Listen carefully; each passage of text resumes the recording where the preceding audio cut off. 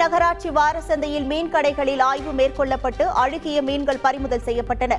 உணவு பாதுகாப்புத்துறை அலுவலர் சரவணன் மற்றும் மீன்வளத்துறை துணை இயக்குநர் ஞானம் தலைமையிலான அதிகாரிகள் மீன் கடைகளில் ஆய்வு மேற்கொண்டு அழுகிய நிலையில் இருந்த 8 கிலோ மீன்களை பறிமுதல் செய்து அழித்தனர்.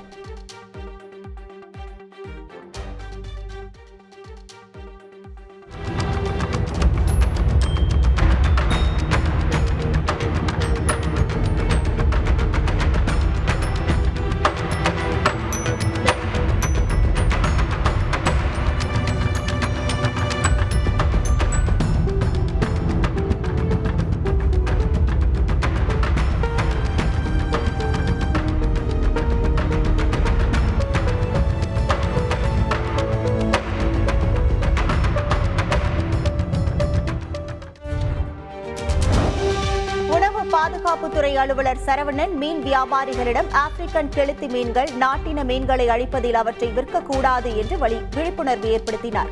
பார்மலின் ரசாயனத்தை மீன்களுக்கு பதப்படுத்த பயன்படுத்தக்கூடாது என்றும் எச்சரித்தார். பார்மலின் கலந்த மீன்களை உண்டால் புற்றுநோய் உள்ளிட்ட பல்வேறு நோய்கள் ஏற்பட வாய்ப்புள்ளது என்றும் அவர் கண்டித்தார்.